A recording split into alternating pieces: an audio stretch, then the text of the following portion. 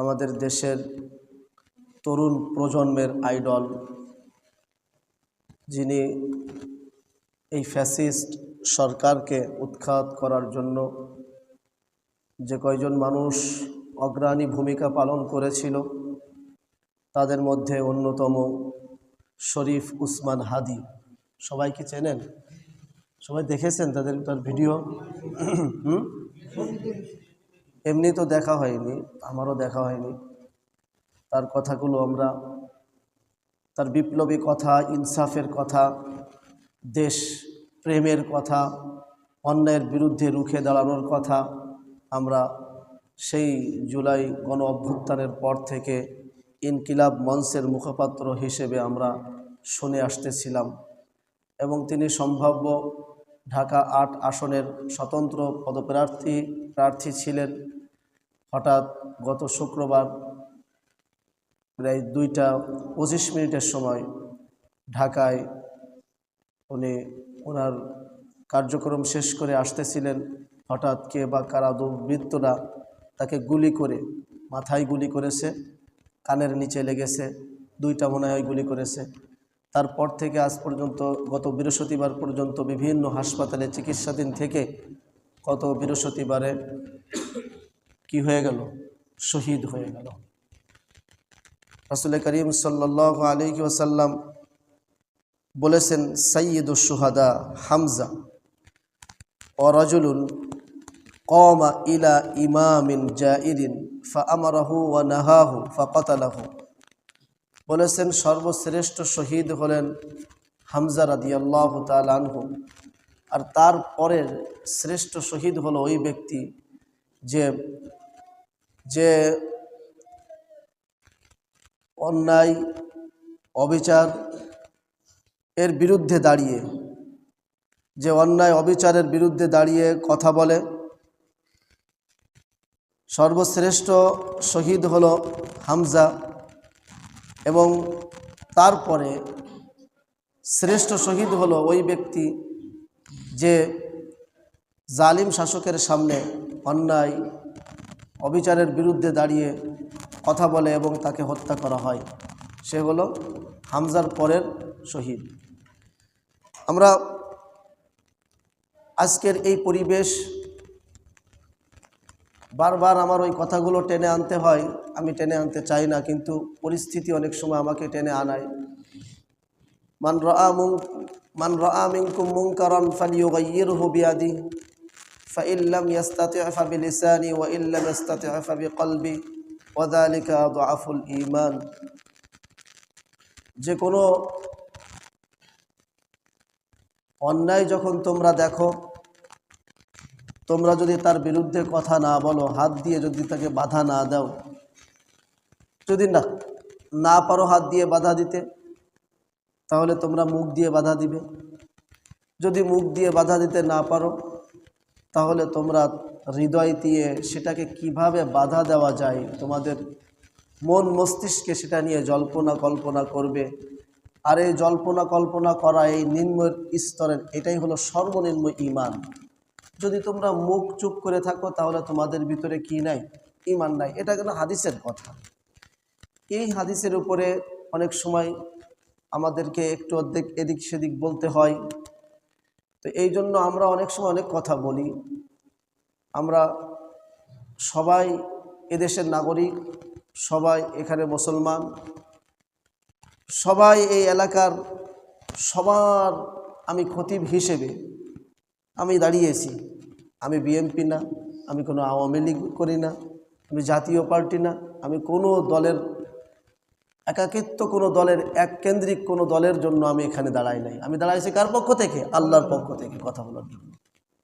যাই হোক, যে ইনসাফের পক্ষে থাকে তার পক্ষে আমরা, যে স্বাধীনতা সার্বভৌমের পক্ষে থাকে তার পক্ষে আমরা, যে অন্যায়ের বিপক্ষে থাকে তার পক্ষে আমরা, যে দুর্নীতির বিপক্ষে থাকে তার পক্ষে আমরা। এই জন্য আমাদের এই কথাগুলো বলতে হয়। যারা অন্যায় করে, আমরা যখন অন্যায়ের বিপক্ষে কথা বলি, তাদের তো লাগবেই। কি লাগবে না? বলেন।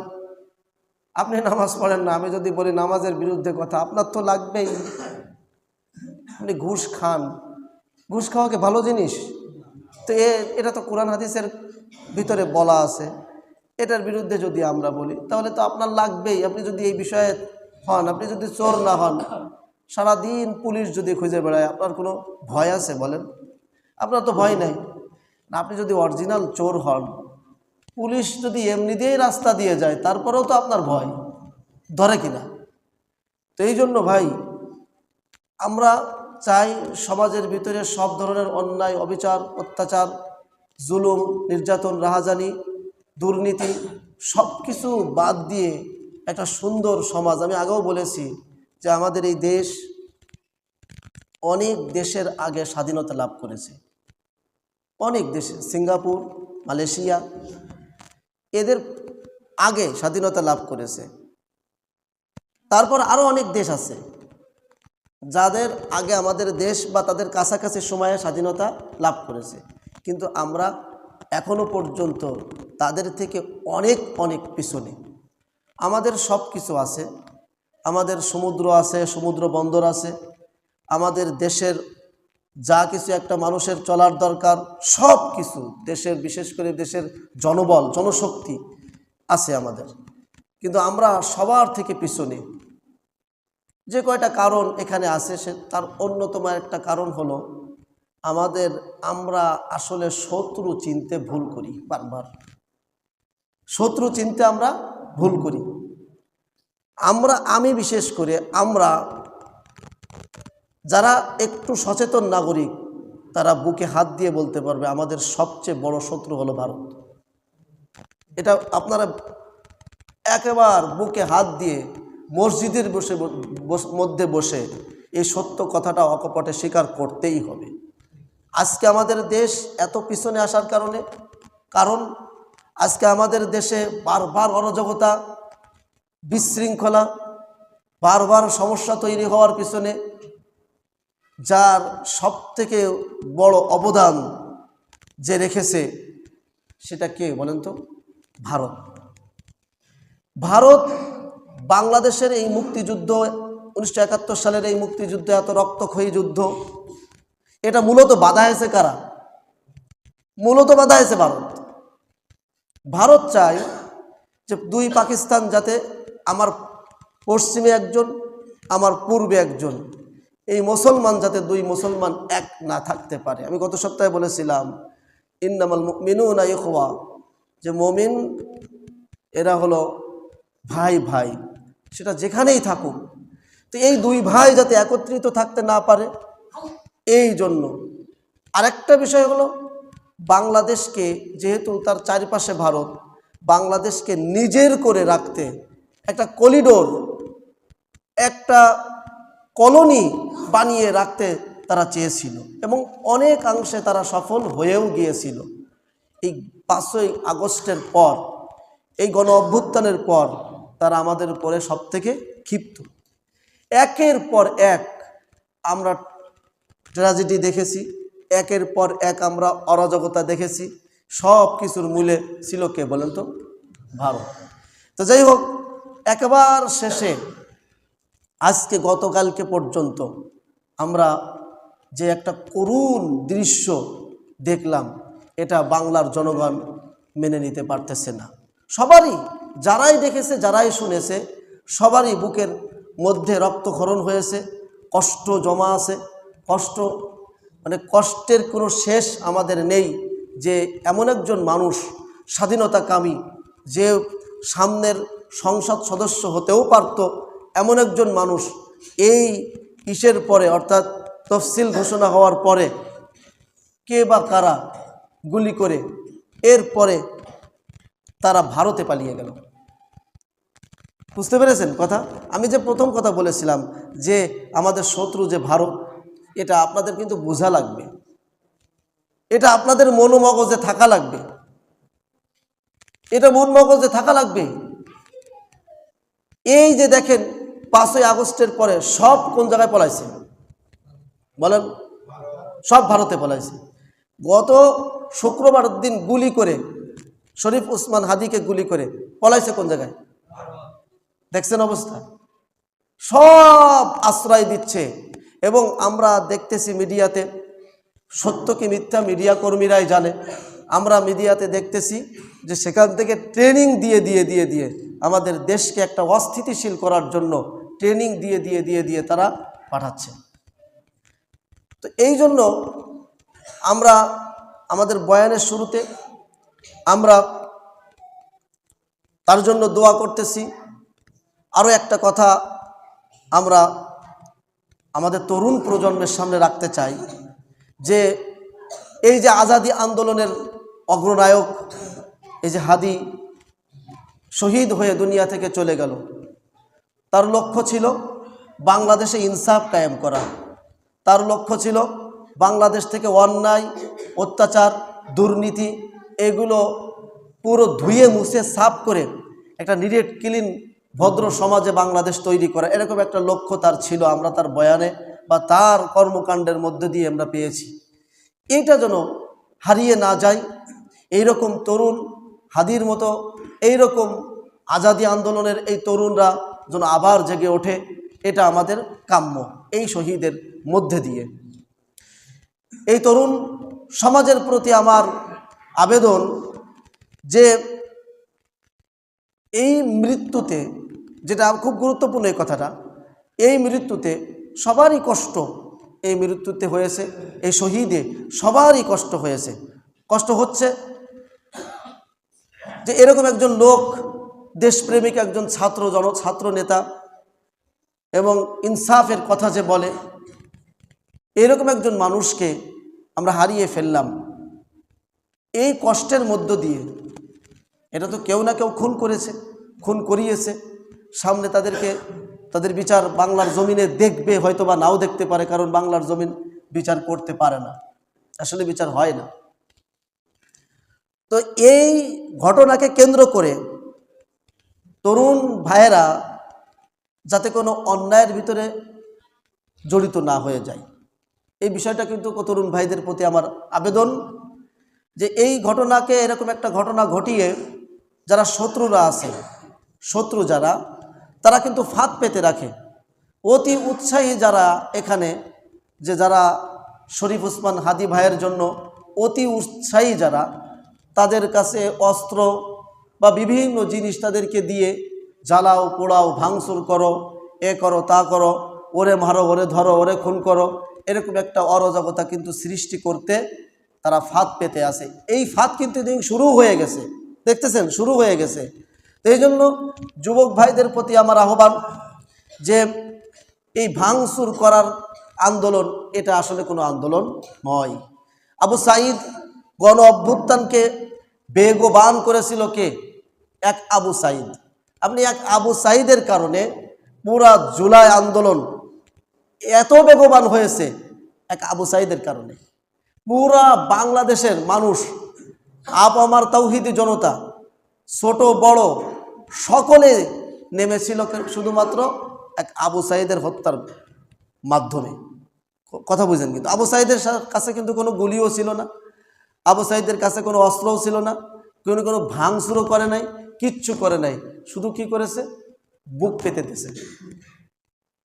এক বুক পেতে দেওয়ার কারণে, এই একজন শহীদ হওয়ার কারণে ফুল দেশ, পুরা বিশ্ববাসী এক শহীদ হওয়ার কারণে এই আবু সাঈদেই পুরো রং কিন্তু পাল্টাই দিয়েছে। আমি আশা রাখি তরুণ ভাইদের প্রতি যে সেই আবু সাঈদের পরে আমরা দেখেছি ভারত বিরোধী আন্দোলনে যারাই সরব হয়েছে তারাই কিন্তু দুনিয়া ছেড়ে চলে গেছে। ভারত বিরোধী আন্দোলন, ভারত চাই সবসময় যে আমাদেরকে দমিয়ে রাখতে, আমাদের দেশের ভিতরে অস্থিতিশীল করে রাখতে, সবসময় ভারত চাই। ভারত আমাদের চিরশত্রু, এটা আপনার মন মগজে থাকা লাগবে, এটা আপনার মন মগজে থাকা লাগবে। আর যারাই এই সমস্ত হত্যা করে দেখবেন সবাই ঢুকতেছে ভারতে, ওইখান থেকে ট্রেনিং দিয়ে মাঝে মাঝে ছাড়ে, আবার ঢুকোয় নেই। তো যাই হোক, এই তরুণ ভাইয়েরা অতি উৎসাহী হয়ে কারো ফাঁদে পা দিবেন না। প্রত্যেকটা জায়গায় ফাঁদ পেতে রেখেছে, প্রত্যেকটা জায়গায়। এই ফাঁদে কোনো তরুণ ভাইরা পা দিবেন না। অস্ত্র শস্ত্র নিয়ে এমন কোনো কাজ করবেন না যেটা আমাদের দেশের আইনের লঙ্ঘন হয়। দেশের আইন বিরোধী কোনো কাজ কর্মকাণ্ডে আপনারা জড়াবেন না। সমাবেশ বিক্ষোভ, মিছিল, মিটিং এগুলো হবে, কিন্তু দেশের আইন বিরোধী কোনো কাজ করা যাবে না, বিশৃঙ্খলা সৃষ্টি করা যাবে না। এই গেল আর এক কথা। 2 নম্বর কথা হলো যে আমরা এখনো পর্যন্ত দেখেছি যে হাদির সেই হাদির প্রশাসন এত বড় একটা ঘটনা, পুরো বাংলাদেশের মূল ধরে নাড়িয়ে দিল। যে ঘটনা পুরো তরুণ সমাজদের হৃদয়ের রক্তক্ষরণ যে ঘটনায় হলো, পুরো বাংলাদেশের আপামা তাওহিদি জনতা যারা ইনসাফের কথা বলে, আসলে যারা বাংলাদেশের দেশপ্রেমিক সার্বভৌমত্বের কথা বলে, বাংলাদেশ থাকলে তো এই মসজিদ, বাংলাদেশ থাকলে তো আমি, বাংলাদেশ না থাকলে আমি আর আপনি কি? আমি আর আপনি তো গোলাম। বাংলাদেশ যদি আজকে ভারত নিয়ে নেয় তো আপনি ভারতের গোলাম, ঠিক কিনা? তো এই জন্য গভীর ষড়যন্ত্র একের পর এক হচ্ছে, সবাই দৃষ্টি রাখতেছেন। গভীর ষড়যন্ত্র দেশের মধ্যে, আইন শৃঙ্খলা বাহিনীর মধ্যে, আমলাতন্ত্রের মধ্যে, বিভিন্ন দিকে ষড়যন্ত্র একের পর এক হচ্ছে। দেশ কোথায় যাচ্ছে, কি হচ্ছে, আমরা কেউ কিন্তু এখনো পর্যন্ত আঁচ করতে পারতেছি না। কোন জায়গায় কি ঘটে যাচ্ছে, দেশ আসলে সামনে কি হবে, এই পরিস্থিতির মধ্যে আমরা তো দেশের নাগরিক, যা কিছু হোক আমাদের উপরেই। দেশে যদি আগুন বাঁধে, ওই আগুনে কিন্তু আমরাই দগ্ধ হব। এই জন্য সতর্ক দৃষ্টি রাখতে হবে। আমরা সবাই মিলে আইন শৃঙ্খলা বাহিনী বা উপদেষ্টা যারা আছেন তাদের কাছে আমরা আবদার জানাতে চাই, আমরা অনুরোধ করতে চাই, আবেদন জানাতে চাই যে অনতিবিলম্বে এই হত্যার শাস্তি সবার সম্মুখে হতে হবে। এতে আপনার একমত? আজকে যদি হাদি যদি আপনার সন্তান হতো, আজকে হাদি যদি আমার ভাই হতো, আজকে হাদি যদি আপনার আপন ভাই হতো, তাহলে তো আপনার হৃদয়ে সেটাই হতো যে না, আজকে হাদির আমি সর্বোচ্চ শাস্তি, যে হাদিকে যে খুন করেছে বা যারাই এর সাথে জড়িত আছে তাদের সকলকে আমরা জনসম্মুখে সর্বোচ্চ শাস্তি কামনা দাবি আমরা এটা করতে পারি কিনা। তো আজকে তো সেই বিপ্লবের যোদ্ধা রামপুরার মেন পয়েন্টে যে সমন্বয়কের দায়িত্ব পালন করেছিল এই উসমান হাদি, আজকের স্বাধীনতা ফ্যাসিস্টদের চলে যাওয়া এবং আমরা যে নতুন করে স্বাধীন বাংলাদেশ 24-এর গণ অভ্যুত্থানের পরে পেয়েছি, ভাই যারা ওই দল করতো না তারা বাজে আর কেউ ভালো ছিল না। সোজা কথা ভাই, এটা আপনি মানেন আর না মানেন, যারা আওয়ামী লীগ ফ্যাসিস্ট করতো না তারা বাদে আর কেউ ভালো ছিল না, তারা বাদে কেউ ভালো ছিল না। এটা বাস্তব সত্য কথা। প্রত্যেকেই, তাই হুজুর হোক আর হুজুর না হোক, প্রত্যেকেই খুব কঠিন নির্যাতনের মধ্যে ছিলেন, যে কোনো দিক দিয়ে, যে কোনো ভাবে। সাধারণ জনগণ যে কোনো ভাবে। আপনার সন্তানের চাকরি হয়েছে, চাকরির আগে বারবার দেখা হয়েছে, একটা ডিফেন্সের চাকরির আগে, যে এটা আমলিক করতো কিনা, করে কিনা। তারপরে আপনার চাকরি দেওয়া হয়েছে। পুলিশের চাকরি হয়েছে না, পুলিশের চাকরির ভিতরে দেখা হয়েছে বারবার যে 14 গোষ্ঠী আমলিক করে কিনা। হ্যাঁ, আপনি কি বলতেছেন? তাদের চিত্র সমাজের সামনে স্পষ্ট, আমি বারবার তুলে ধরতে চাচ্ছি না। অনেকেই আমলিক আছেন এখানে, আমলিক করতেন আগে আমার উপরে রাগ হন, আপনি তওবা করেন। আল্লাহ আপনাকে বাঁচিয়েছে, আল্লাহ একটাবার আপনাকে সুযোগ দিয়েছে সংশোধন হওয়ার, একটাবার সুযোগ দিয়েছে। এই আমলিক করা অবস্থায় যদি মৃত্যুবরণ করতেন, পরিস্থিতি কি হতো আপনার? একটাবার তওবার সুযোগ আল্লাহ আপনাকে করে দিয়েছে। সুতরাং ফিরে আসেন। যে নির্যাতন মানুষের প্রতি করেছেন, একটা লোক যদি আপনার দলের মাধ্যমে নির্যাতনের শিকার হয়, যদি সেই দলের আপনি ভোট দিয়ে ক্ষমতায় আনেন, সেই নির্যাতন, সেই খুনির দায়ভার আপনার উপরেও আছে। বোঝেন না কথা? তো এই জন্য আমি আমলিক করতাম, ঠিক আছে, আমি আমলিক করতাম। তো আমলিক করলে এইবার এই আমলিকের যত অরাজকতা, আপনি কিন্তু দায় এড়িয়ে যেতে পারেন না। তো যাই হোক ভাই, এই যে ফ্যাসিস্টকে বিতাড়িত করার পিছনে এই জুলাই গণ অভ্যুত্থানের সমন্বয়কদের আজকে যদি ভুলে যান আপনারা তাদেরকে, আজকে যদি তাদের অবদান ভুলে যান, আজকে যদি আবু সাঈদের অবদান যদি ভুলে যান, আজকে যদি এই সার্জিস আলম, এই হাসানাত আব্দুল্লাহ, এই যে নাহিদ খান, এই যে নাহিদ, এদের যদি অবদান ভুলে যান, তো আপনি গাদ্দার, আপনি গাদ্দার। আজকে আপনি স্বাধীনভাবে রাজনীতি করতে পেরেছেন তাদের মাধ্যমে, তাদের কারণে। আপনি কোন রাজনৈতিক দল 5ই আগস্টের গণ অভ্যুত্থানে কোন রাজনৈতিক দলের এককভাবে এটা হয় নাই, এককভাবে হয় নাই। হাজারো শহীদ, হাজারো মানুষ আমরা নিজে দেখেছি না? আপনারা দেখেননি? বেশি দিন আগের কথা না তো, হাজারো মানুষ তাদের বুকের রক্ত রাস্তায় ঢেলে দিয়েছে, চাই হুজুর হোক চাই হুজুর না হোক। তো এটা যদি ভুলে যান, তাদেরকে যদি আপনারা ইজ্জত সম্মান না দিতে পারেন, তাহলে আপনারা কিসের নাগরিক, কিসের স্বাধীনতা চাইলেন? আজকে যে স্বাধীন প্ল্যাটফর্মে আমরা সবাই মিলে রাজনীতি করার সুযোগ পাচ্ছি, এই যে নতুন করে ভোট হবে, এই নতুন করে ভোটের আয়োজন যে হচ্ছে, নতুন আশা, নতুনভাবে বাংলাদেশ গড়ার যে একটা স্বপ্ন, এটা দেখিয়েছে কে? এই শরীফ উসমান হাদি। এ দেখিয়েছে কে? এই সার্জিস আলম। দেখিয়েছে কে? এই নাহিদ। দেখিয়েছে কে? হাসানাত আব্দুল্লাহর মতো এই সমস্ত তাজা তরুণ যুবকরা দেখিয়েছে, যাদের এই কাফেলার মধ্যে অনেকে হারিয়ে গিয়েছে, অনেকে রাস্তায় শহীদ হয়ে গেছে, দাফন পর্যন্ত তাদের হয় নাই, লাশকে পুড়িয়ে দেওয়া হয়েছে।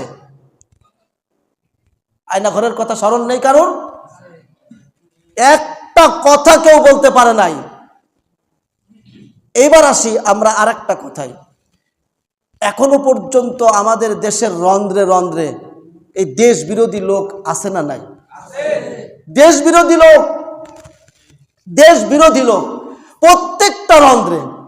আপনি থানায় যাবেন, সেখানে দেশ বিরোধী লোক আছে। আপনি বিচার চাইতে যাবেন আদালতে, সেখানে দেশ বিরোধী লোক ভরা। আপনি আমলাতন্ত্রের মধ্যে যাবেন, দেশ বিরোধী লোক ভরা।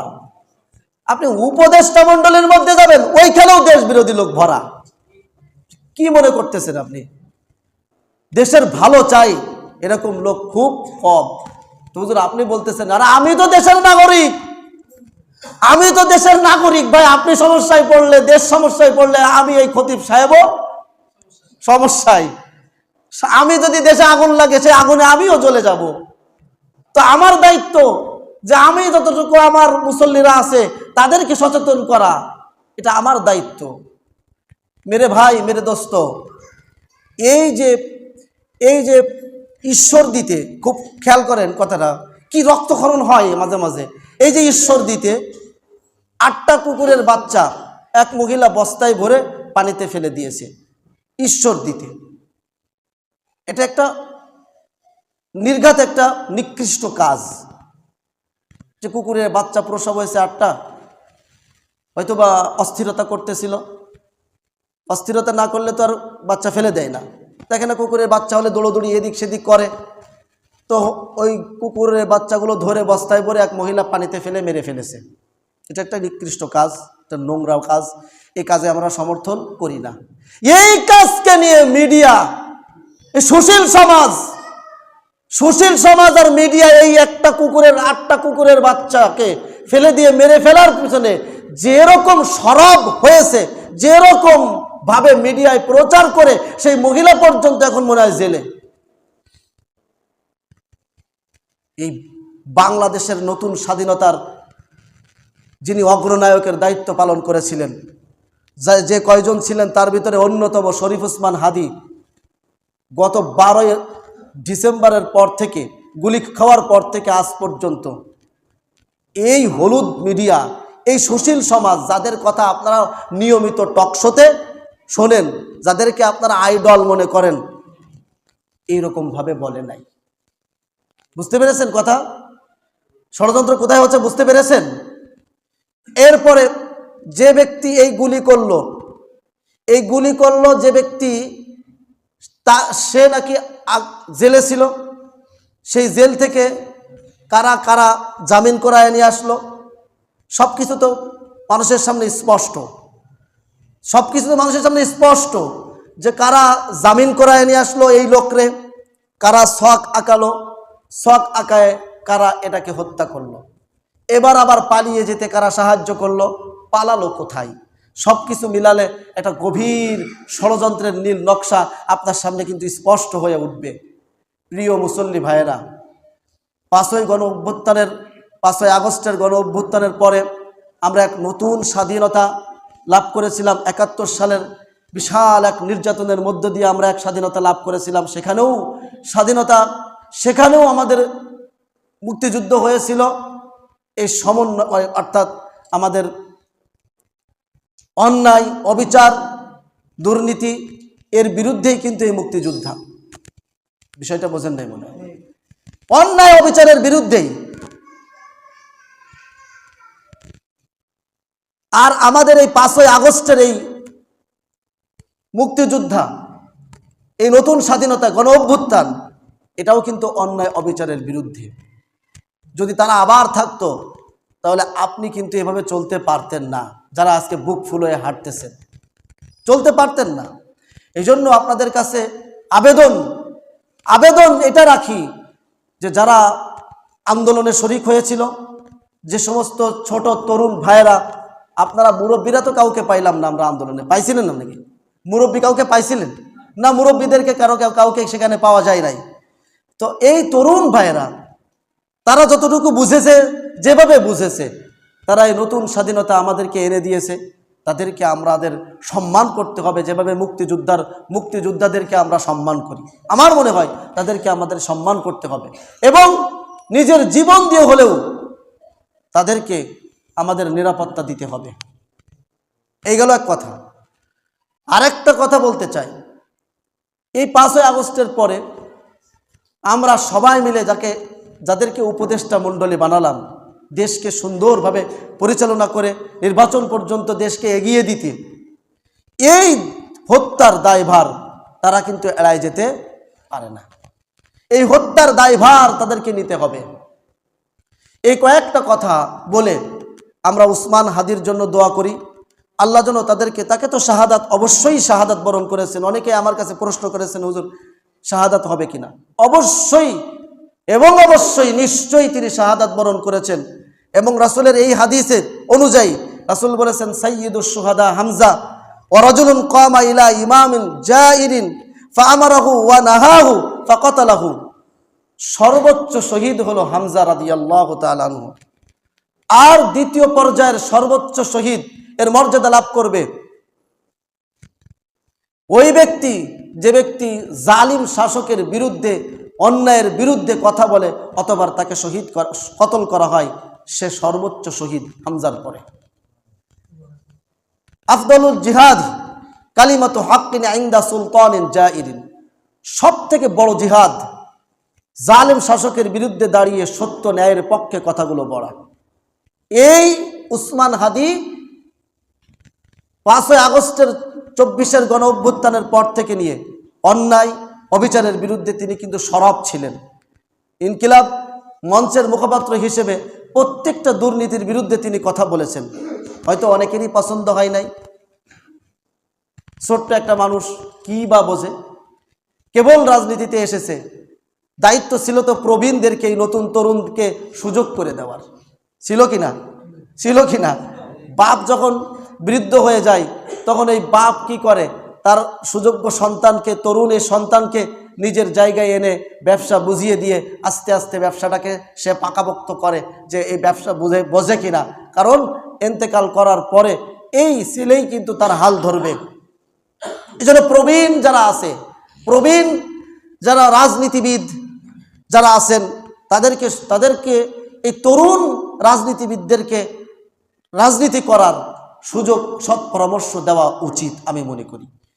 তো আল্লাহ তাআলা আমাদেরকে হেফাজত করুক, আমাদের এই দেশকে, এই নিকৃষ্ট রাষ্ট্র ভারতের সকল ষড়যন্ত্র থেকে হেফাজত করুক, আমিন। যারাই জুলুম নির্যাতনের মধ্যে আছেন, আল্লাহ তাআলা সূরা ইব্রাহিমের মধ্যে বলেন, ওয়ালা তাহসাবান্নাল্লাহা গাফিলান আম্মা ইয়ামালুয যালিমুন। আল্লাহ বলেন, শোনো জালেমেরা, তোমরা যে জুলুম করতেছো, আল্লাহ কিন্তু তোমাদের জুলুম থেকে অমনোযোগী নয়। তোমরা যে কর্মকাণ্ড চালাচ্ছ, জালেমেরা শোনো, তোমরা যে কর্মকাণ্ড চালাচ্ছ দুনিয়ার মধ্যে, তুমি এমন ভেবো না যে আল্লাহ তোমার কর্মকাণ্ড দেখতেছে না। না না, আল্লাহ কিন্তু ইন্না বাতশা রাব্বিকা লাশাদীদ, আল্লাহর ধরা অনেক মজবুত ধরা। আল্লাহ ধরে না কিন্তু ধরলে ছাড়ে না। এটার প্রমাণ আমরা যুগে যুগে দেখে এসেছি, গণ অভ্যুত্থানেও কিন্তু দেখেছি।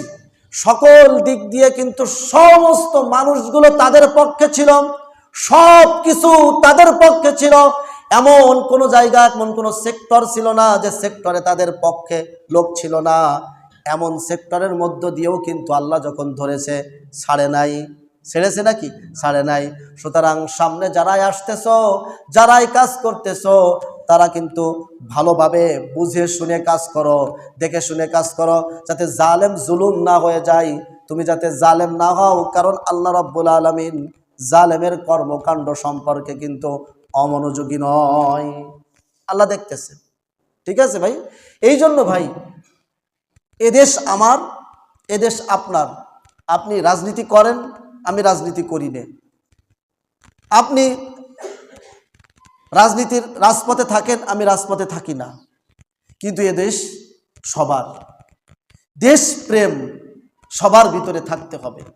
দেশের সার্বভৌমত্বের কথাই কারো কিন্তু ছাড় দেওয়ার সুযোগ নাই। দেশের স্বাধীনতার কথাই কারো কিন্তু ছাড় দেওয়ার সুযোগ নাই। সে যে শ্রেণীর মানুষ হোক, একটা ছোট বাচ্চাও হোক, এই বাচ্চারও দেশের স্বাধীনতার সার্বভৌমত্বের কথায় সবাই আমরা একমত যে আমাদের এই দেশ, এদেশে আমরা জন্মেছি, এদেশ আমাদের। এদেশের 1 ইঞ্চি মাটি, 1 ইঞ্চি মাটি কেউ কেড়ে নিতে পারবে না ইনশাআল্লাহ। রাসূল করিম সাল্লাল্লাহু আলাইহি সাল্লামের জীবনী নিয়ে আলোচনা করতেছিলাম। মদিনায় রাসূল গিয়েছেন, মদিনায়। সেখানে যে নবীজি সাল্লাল্লাহু আলাইহি সাল্লাম বিভিন্ন কর্মকাণ্ড করেছেন, বিভিন্ন একটা ইসলামিক রাষ্ট্র গঠন করতে যা যা লাগে রাসূল শুরুতেই করেছিলেন। রাসূল করেছেন আনসার এবং মুহাজিরদের মাঝে ভ্রাতৃত্ব বন্ধন তৈরি করেছেন। মুসলমানের হাত ধরে এক মুসলমান অপর মুসলমানকে ভাই হিসেবে বুঝে নিজের আপন ভাইয়ের থেকে বেশি মহব্বত করবে, সে কাজটা রাসূল করেছেন। 2 নাম্বার, রাসূল ওই এলাকার ভিন্ন মতাদর্শী, ভিন্ন ধর্মী মানুষগুলোকে এক প্ল্যাটফর্মে নিয়ে এসেছেন। এটা দেশ গঠনের জন্য এটা দরকার। এই জন্য ওই মদিনাতে যারা ইহুদি ছিলেন, ইহুদিরা তারা জ্ঞান বিজ্ঞানে ওই মদিনার ভিতরে খাজরাজ এবং আউস গোত্র যারা মুসলমান হয়েছিল, এই 2 গোত্র থেকে ইহুদিরা অনেক আগানো ছিল। জ্ঞান বিজ্ঞানে সব কিছুতে তারা অনেক আগানো ছিল। নবীজি সাল্লাল্লাহু আলাইহি সাল্লাম মদিনায় গেলেন। মদিনায় যাওয়ার পর দেখলেন, যদি মদিনার একটা সমাজ, ইসলামী সমাজ যদি গঠন করতে হয়, তাহলে শত্রু রাখা যাবে না। তাহলে কি করতে হবে? ওই মদিনার ভিতরে শত্রু হলো ইহুদিরা, এই ইহুদির সাথে আমাদের চুক্তি করতে হবে। এবার ইহুদিদেরকে ডাকলেন, ইহুদিদেরকে রাসূল ডাকলেন। ডেকে এবার ইহুদি আর মুসলমানদের মাঝে চুক্তি সম্পাদন হলো। এবার চুক্তির মধ্যে এই কথাটা বুঝার যে মুসলমানদের আর ইহুদিদের মাঝে চুক্তি সম্পাদন হচ্ছে, এই চুক্তি সম্পাদনের মধ্যে বিচারক থাকবে নবীজি। ইহুদিদের বিচার হবে, সেই বিচার করবে নবীজি। মুসলমানদের বিচার করবেও নবীজি। মুসলমানদের কিন্তু স্বকীয়তা বিলিয়ে দিয়ে চুক্তি কিন্তু হয়নি। অনেক সময় আন্তধর্মীয় বৈঠক করে, আন্তধর্মীয় বৈঠক। কি বৈঠক? খুব খেয়াল করেন, এটা এই কথাটা খুব খেয়াল করেন যে এদেশে হিন্দু, এদেশে বৌদ্ধ, এদেশে মুসলমান, সমস্ত ধর্মাবলম্বীরা থাকবে, কিন্তু নেতৃত্ব থাকবে কার হাতে বলেন? এই কথাটা বুঝতে হবে। অনেক জায়গায় আন্তধর্মীয় বৈঠক হয়, সমস্ত ধর্মের মানুষগুলোকে সমান পর্যায়ে রাখা হয়, তাদেরকে মর্যাদা দেওয়া হয় ধর্মীয় পর্যায়ের সমান পর্যায়ে। এটা জায়েজ নেই। ইসলামই একমাত্র সত্য ধর্ম, পৃথিবীতে একমাত্র সম্মান পাওয়ার ধর্ম হলো ইসলাম। এর বাইরে কোনো ধর্ম সত্য না। যদি কেউ বিশ্বাস করে তার ঈমান থাকবে না, এই কথাটা বুঝতে হবে। হ্যাঁ, তারা ভিন্ন ধর্মী মানুষ, তারা এই জমিনে থাকবে, কিন্তু তারা ইসলামের মতো সম্মান নিয়ে তারা থাকবে না। এই চুক্তির মধ্যে নবীজি সাল্লাল্লাহু আলাইহি সাল্লাম, রাসূল সাল্লাল্লাহু আলাইহি সাল্লাম, মুসলমানেরা সমস্ত কিছু তাদের নিজেদের পক্ষে থেকে তারপরে রেখে তারপরে চুক্তি করেছে যে বিচারক হবে নবীজি, বিচার হবে কোরআন এবং সুন্নাহর মাধ্যমে, এই আইনের মাধ্যমে বিচার হবে। যদি এখন বর্তমানে মুসলমানদেরকে দেখা যায় যে অন্য ধর্মের সাথে একসাথে বসে তাদেরকেও ধর্মীয় পর্যায়ের সর্বোচ্চ সম্মান দেওয়া হয়, এটা না জায়েজ। একমাত্র ইসলাম ধর্মই হলো আল্লাহর কাছে গ্রহণযোগ্য। অমাই ইয়াবতাগি গায়রাল ইসলামি দীনান ফালা ইউকবালা মিন, ইসলাম ব্যতীত অন্য কোনো ধর্ম আল্লাহর কাছে গ্রহণযোগ্য নয়। তবে সাময়িক ইসলামকে বিজয় করার জন্য সাময়িক কৌশল হলো অন্যদের সাথে চুক্তিতে আসো। এই চুক্তি রাসূল সাল্লাল্লাহু আলাইহি সাল্লাম মদিনায় যে ইহুদিদের সাথে করলেন। এরপরে নবীজি সাল্লাল্লাহু আলাইহি সাল্লাম প্রথম হিজরি অর্থাৎ হিজরি সন শুরু হয়। নবীজি সাল্লাল্লাহু আলাইহি সাল্লাম যেদিন মক্কা ছেড়ে মদিনায় গমন করেছেন সেদিনই হিজরি সন শুরু হয়। এরপরে প্রথম হিজরি, প্রথম বৎসরকে বলা হয় প্রথম হিজরি, দ্বিতীয় বৎসরকে বলা হয় দ্বিতীয় হিজরি, এরকমভাবে হিজরি গণনা শুরু হয়ে গেছে। প্রথম হিজরিতে অন্যতম আরেকটি বিষয় হলো আজানের প্রবর্তন। নবীজি সাল্লাল্লাহু আলাইহি সাল্লাম মানুষদেরকে মসজিদে আনবেন। কিভাবে আনবেন? এইবার নবীজি সাল্লাল্লাহু আলাইহি সাল্লাম সাহাবীদেরকে নিয়ে বৈঠকে বসলেন, পরামর্শে বসলেন যে কিভাবে সমস্ত মানুষকে কিসের মাধ্যমে ভিতরে আনা যায়, মসজিদে আনা যায়। বিভিন্ন লোক বিভিন্ন পরামর্শ দিচ্ছে। একজন বলতেছে ইয়া রাসূলুল্লাহ নামাজের সময় ঘন্টা বাজিয়ে দেওয়া হোক। আর একজন বলতেছে ইয়া রাসূলুল্লাহ নামাজের সময় বাঁশি বাজিয়ে দেওয়া হোক। আর একজন বলতেছে ইয়া রাসূলুল্লাহ নামাজের সময় আপনি উঁচু এক স্থানে আগুন জ্বালিয়ে দেন, সবাই দেখে মসজিদে আসবে। এই তিন কথা রাসূল মানলেন না। কেন? ঘন্টা বাজানো এটা খ্রিস্টানদের বিষয়, বাঁশি বাজানো এটা, বিউগল বাজানো এটা ইহুদিদের কর্মকাণ্ড, আর আগুন জ্বালানো অগ্নি পূজকদের, অগ্নি পূজা যারা করে তাদের কর্মকাণ্ড। বললেন এই তিনটার একটাও চলবে না, তোমরা চিন্তা ফিকির করো। আব্দুল্লাহ ইবনে আব্দে রব্বিহি উনি কি করলেন? ঘুমাচ্ছেন, ঘুমায় খুব চিন্তিত। রাসূল এরকম একটা বিষয়ের পরামর্শ ডেকেছেন, উনি বাড়িতে যে খুব চিন্তিত। এরপরে একটা সবুজ কাপড় পরিহিত লোক ঘুমের ঘরে ওনার কাছে একটা ঘন্টা নিয়ে আসছেন, যাচ্ছে, বলছে ঘন্টা লাগবে কারো? তো উনি বলতেছে দাঁড়ান দাঁড়ান, স্বপ্নের ভিতরে দেখতেছে আমার ঘন্টাটা আমার কাছে বিক্রি করবেন? কই কেন তুমি ঘন্টা কিনবা? ওই ঘন্টাটা এই কারণে কিনবো যে নবীজি সাল্লাল্লাহু আলাইহি সাল্লাম আমাদেরকে ডেকেছিলেন নামাজে আহ্বান করার জন্য, কি পদ্ধতিতে আহ্বান করা যায়। এই জন্য আমি চাচ্ছি যে এই ঘন্টাটা নিয়ে রাসূল সাল্লাল্লাহু আলাইহি সাল্লামের দরবারে যেতে। ওই তোমাকে কি এই ঘন্টা থেকেও সুন্দর কোনো পদ্ধতি শিখিয়ে দেব? হ্যাঁ শিখাও। তা এই আজানের যে বাক্যগুলো আজকে আমরা পড়ি, আল্লাহু আকবার আল্লাহু আকবার, আশহাদু আল্লা ইলাহা ইল্লাল্লাহ আশহাদু আন্না মুহাম্মাদার রাসূলুল্লাহ, হাইয়া আলাস সালাহ হাইয়া আলাল ফালাহ, আল্লাহু আকবার লা ইলাহা ইল্লাল্লাহ, এই যে একটা আওয়াজ, এই যে একটা কথাগুলো, বাক্যগুলো আব্দুল্লাহ ইবনে আব্দে রব্বির কাছে শিখায় গেল। তিনি এই ঘুম থেকে উঠে রাসূলের দরবারে এসে এই কথাগুলো বললে রাসূল এটাকে পছন্দ করলেন। ওমর রাদিয়াল্লাহু তাআলা আনহু একই স্বপ্ন দেখে রাসূলের বললেন ইয়া রাসূলুল্লাহ আমিও তো একই স্বপ্ন দেখেছি। বলেন এটাই আজ থেকে আমাদের আজানে, আমাদের নামাজে আহ্বানের শব্দ হবে। এবার তুমি বেলালকে, আব্দুল্লাহ ইবনে আব্দে রব্বিকে বললেন তুমি বেলালকে এই বাক্যগুলো শিখায় দাও। এরপর থেকে শুরু হলো এই আজান। এটা হলো শিয়ার ইসলাম, ইসলামের শিয়ার আজান দেওয়া। এই আজান শুনে আমরা নামাজ পড়তে আসি। এই আজান অনেকেরই কিন্তু আবার পছন্দ হয় না। মুসলমান কিন্তু আজান পছন্দ হয় না, আছে না নাই?